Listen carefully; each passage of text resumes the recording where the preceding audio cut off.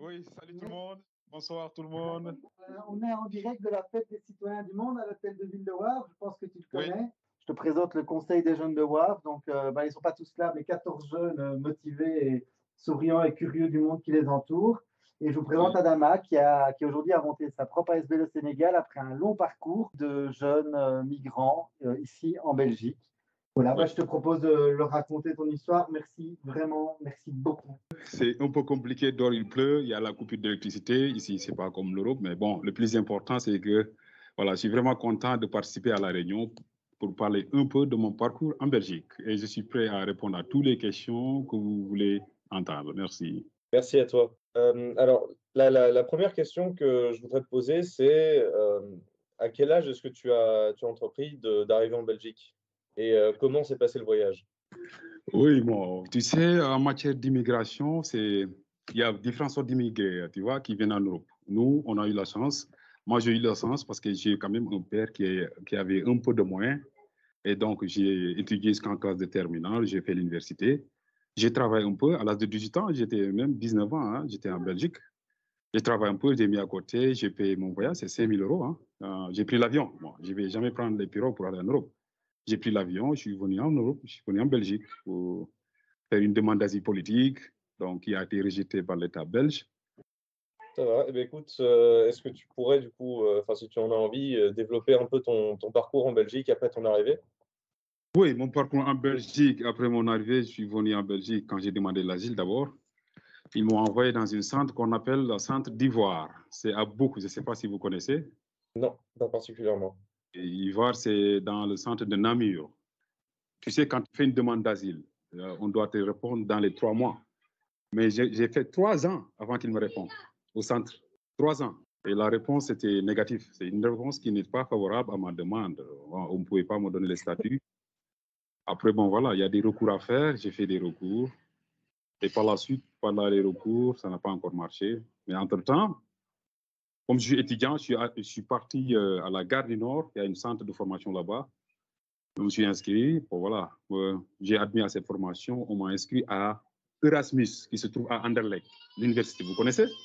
Oui, oui. Erasmus.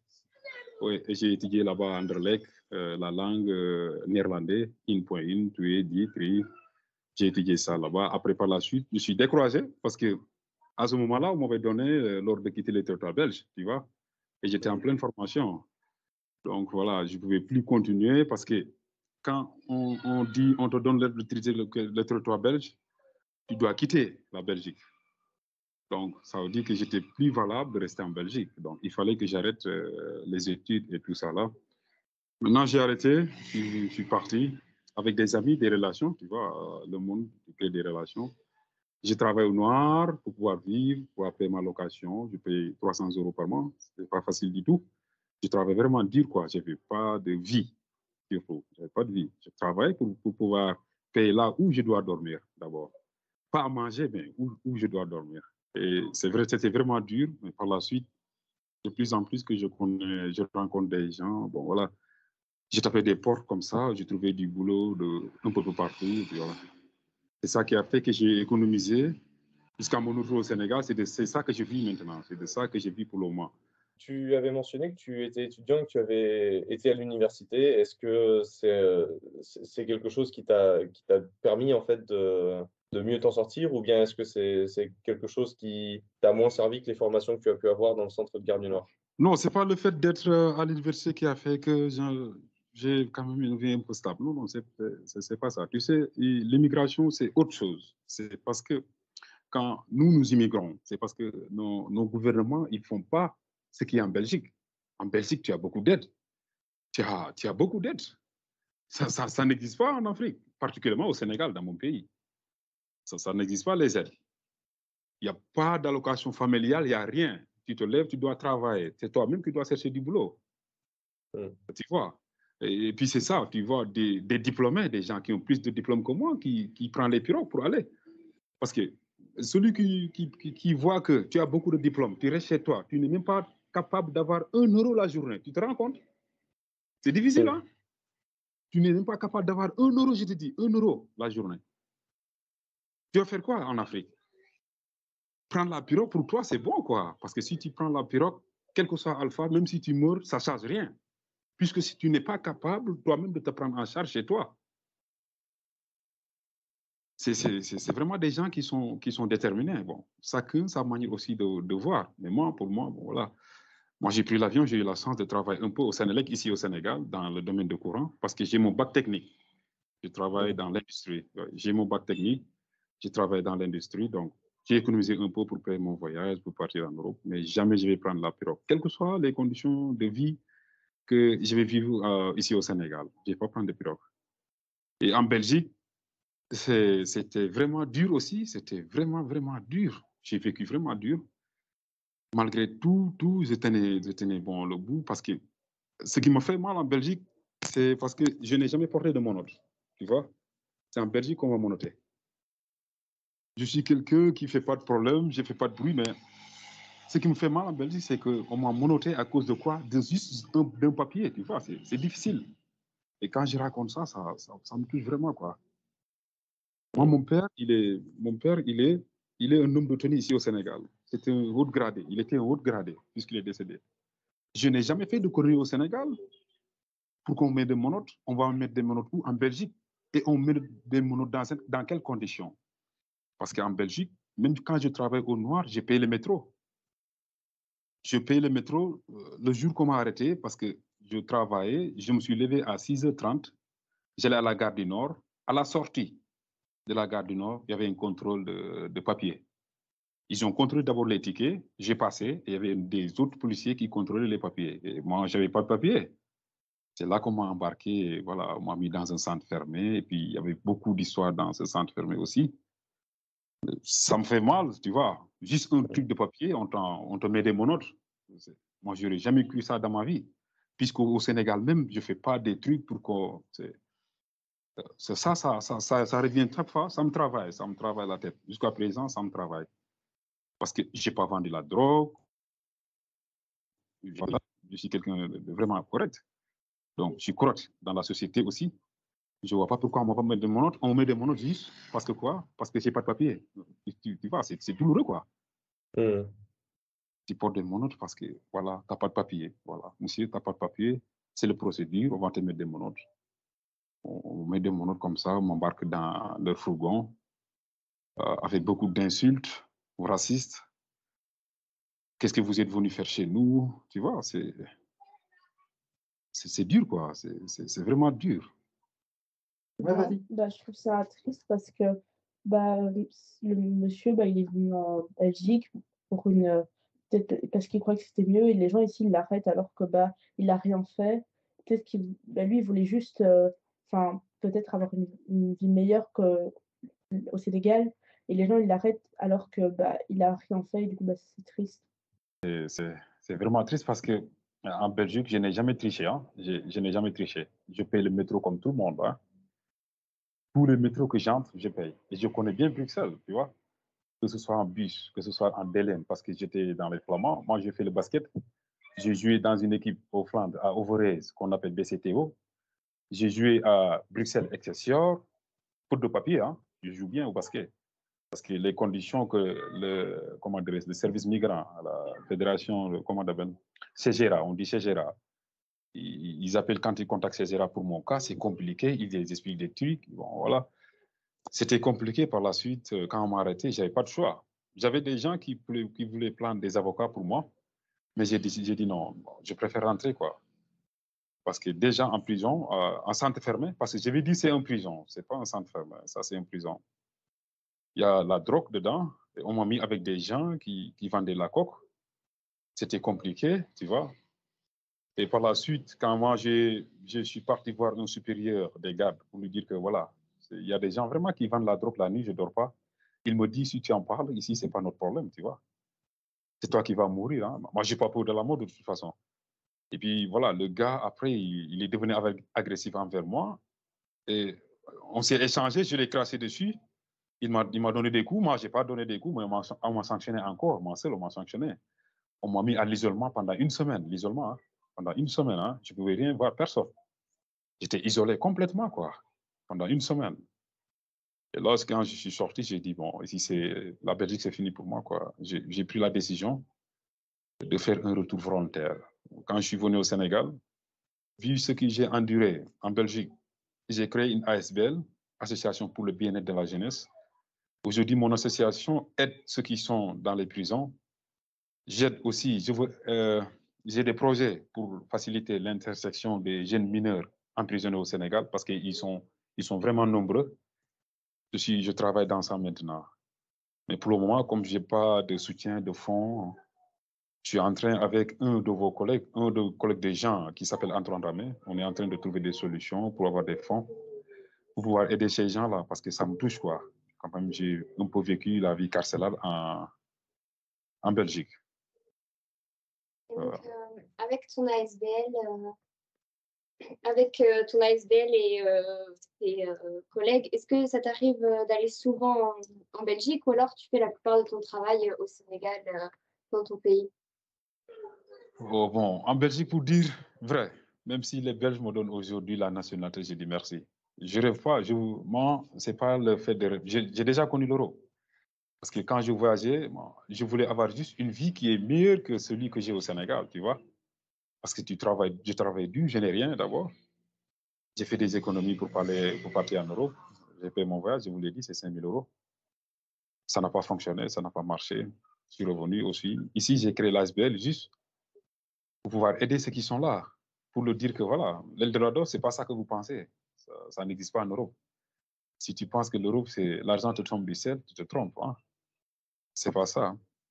C'est pour cela que j'ai créé cette ASBL, pour sensibiliser ces jeunes.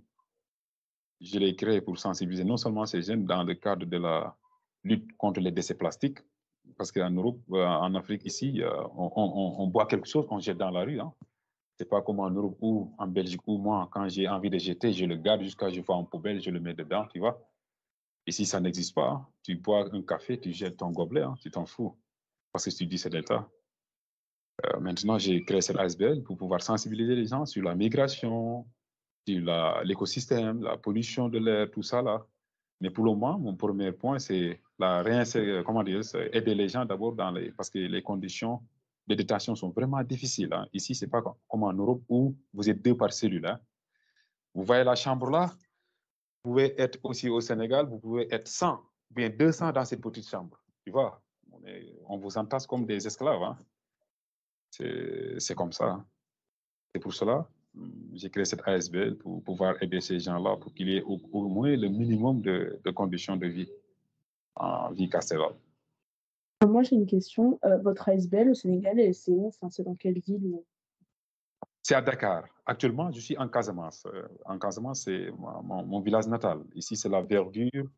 C'est tout, quoi. Ici, c'est pas comme à Dakar. À Dakar, c'est des grands immeubles. Hein. C'est comme en Belgique. C'est comme si tu dis Bruxelles. Ici, il n'y a pas d'immeuble, il n'y a que la verdure, des mangues, des oranges. On n'achète rien. Les fruits, on n'achète pas ici. Les fruits, on n'achète pas. Si c'est mon village, je suis là. Mais mon ASBL, ça se trouve à Dakar. Ce trajet-là, ce choix-là de partir, de venir vivre ici, tu peux un peu plus nous en parler? Qu'est-ce qui t'a habité? Quel âge tu avais à cette époque-là? Cette époque-là, j'avais 18 ans. Hein. J'avais 18 ans parce que moi, j'étais, comme je vous dis au début, j'avais un parent quand même qui avait quelques moyens de me mettre très tôt à l'école. Je suis parti très tôt à l'école, tu vois. Et j'ai réussi, je suis parti à l'UNIF. À l'âge de 18 ans même, j'ai commencé à travailler. Hein. Ici en Afrique, hein, j'ai commencé à travailler. Mais il s'est trouvé que mon père est décédé. Hein. Mon père est décédé en 2002. Et puis, quand il est décédé, son salaire ne pouvait pas, parce que mon père avait 2 femmes. Il a 2 femmes, tu sais. Et beaucoup d'enfants. Nous, on est un nombre de 22, notre famille. Hein. On est 22 dans notre famille. Mon père, il a 2 femmes, et on est 22, tous les enfants de mon père. Hein. Tu vois, c'est compliqué avec son salaire de vivre tous les 22. Donc, Dieu a fait que moi, j'ai travaillé un peu, j'ai gardé à côté, pour voyager. Maintenant, le voyage, mon but, c'était pour améliorer la situation du côté de ma mère, quoi. Parce que dans ma mère, on est 12. Vous voyez, ma mère, elle a 12 enfants, donc. Et moi, je suis l'avant-dernier. Hein. Le voyage, c'était juste pour aller travailler en Europe et pouvoir nous aider ceux qui sont là, qui n'ont pas plus de chance que moi d'étudier, de travailler. Ils ont étudié, mais ils n'ont pas de travail. Hein. Moi, j'avais plus de travail, puis j'étais un peu plus payé qu'eux. Donc, Je me suis dit, je vais me battre, je vais aller en Europe. Là, quand je travaille en Europe, comme nous au Sénégal, ici, si comme l'Européen, s'il dépense, comme vous, par exemple, je donne un exemple. Comme chez toi, si tu vas faire les courses, tu peux dépenser 300 €. L'Africain, il ne peut pas dépenser 300 €. Parce que depuis qu'on est né, on a l'habitude de vivre avec peu, le peu que tu as. Tu vois? Là où l'Européen, il dépense 500 €, l'Africain, il peut dépenser 50 €. Tu vois? C'est ça la différence. Ça me permet d'économiser pour pouvoir envoyer en Afrique. Et c'est ça qui m'a poussé vraiment à aller, non seulement pour aider ma famille, parce que ça devenait compliqué pour le manger, ça devenait compliqué pour beaucoup de choses. Et j'avais aussi ma vie à part, donc, tu vois, c'est compliqué, quoi. J'ai économisé cette somme. Quand je l'ai eu directement, j'ai payé comment dirais-je, le billet d'avion pour aller à l'Europe. C'est ça qui, en fait, qui a vraiment poussé. Moi, c'était pas les dollars d'or comme les gens le pensent. C'était juste pour aller travailler, avoir quand même une vie plus stable pour aider ma famille. C'était mon grand but, quoi, en fait. Étant donné que ton ASBL se centre sur le fait de tenter d'améliorer des conditions carcérales qui sont tout de même plus que précaires, est-ce que ça ne suppose pas un certain risque de persécution pour toi-même? Oui, la persécution, comme tu le dis, moi, je l'ai déjà subi, en fait. Parce que je vais raconter un peu, je vais être un peu, comment dirais-je, en dehors de l'immigration, je vais expliquer un peu du côté de mon père. Parce que, tu sais, moi, j'habite du sud du Sénégal. Et quand tu parles du sud du Sénégal, tu parles de la Casamance. Et la Casamance, il y a un conflit armé qui est là depuis 1982. Tu vois? Tu vois? Et mon père, il était un haut gradé, mais il est, comment ça s'appelle, à la gendarmerie nationale. C'est un homme de tenue, comme on peut dire. Mais quand mon père venait ici chez moi, ici à la maison, tu as les gens de la brousse, les rebelles, ils venaient à chaque fois ils venaient pour le tuer. Mais ils n'avaient pas eu la chance. Quand ils viennent, quand ils constatent que ces gens sont là, lui, il part le plus vite possible. Tu vois, et j'ai vécu avec ça. Aujourd'hui même, nous, on n'est pas, là où je te parle, on n'est pas 100% en sécurité. Parce qu'il y a cette haine envers mon père que ces gens-là sont en train de mener sur nous. Moi, quand je viens ici, je ne fais pas longtemps, je rentre pas. Parce qu'il y a cette haine tout le temps qui est là. C'est pas facile, hein. Voilà, c'est pas facile. Comme je te l'ai dit, c'est pas facile. Tu as toujours cette persécution. Parce que aussi, nos gouvernements ont une grande responsabilité de cette migration. C'est nos gouvernements. La politique migratoire, aujourd'hui, l'Europe, il donne à nos gouvernements de l'argent pour qu'on ait comment dirais-je, pour qu'on nous mette dans de bonnes conditions. Mais ceux qui nous dirigent, ils mettent ça dans leur poste au lieu de nous le donner. Au lieu de créer des systèmes pour que les gens vivent, non. Ils mettent tout cet argent dans leur poste. C'est ça qui fait que maintenant, tout le monde est pressé d'aller en Europe. Même si tu vas mourir en chemin, et moi, j'aime bien que les gens m'entendent, sauver quelques-uns hein, qui veulent rester au Sénégal. Ça, regarde, avec même mon ASBL, l'État du Sénégal ne m'aide pas. Avec même mon ASBL, l'État du Sénégal ne me donne aucun sou, aucun. Mais si c'était en Belgique, tu vas voir, les ASBL, l'État leur donne des subventions. Mais ici, j'ai créé cette ASBL pour aider même les jeunes. Je n'ai aucune aide via de l'État. C'est moi qui dois me débrouiller avec les cartes de membres qu'on vend. Quand on vend par mois, on récolte tout cet argent, on achète des habits, du savon, on va donner dans les prisons. Pour le moment, c'est ça que je peux faire. Mais je rêve plus que ça. Faciliter leur réinsertion, les chercher des petits boulots pour qu'ils ne rêvent pas d'aller en Europe. Tout ça là, c'est ça mon plus grand rêve. C'est pour cela, bon, voilà, l'Europe, moi, je dis non, je préfère rester ici et aider certaines personnes. Oui. On sent que tu es très en colère, Adama, encore contre la Belgique, contre le système européen. Moi, j'en veux du système, pour dire vrai, j'en veux du système parce que le système, surtout le système belge, c'est un autre système. C'est un système vraiment que tu ne comprends pas. Parce que fait d'asile, ce qu'ils font, tu vois, ils vont te faire des remarques. Moi, mon entretien, par exemple, ça a duré 4 heures. Tu te rends compte? 4 heures d'entretien. Parce que le gars qui était avec moi, il ne savait pas que mon niveau d'études est plus élevé que son niveau, malgré qu'il était là. Tu vois, maintenant, il voulait chercher une faille où je vais répondre pour qu'il élimine mon dossier. C'était juste ça. C'était compliqué. Moi, je m'en veux du système. Revenir les mains vides. Aujourd'hui, je vous le dis, chaque jour, je vis de 1,60 € par jour.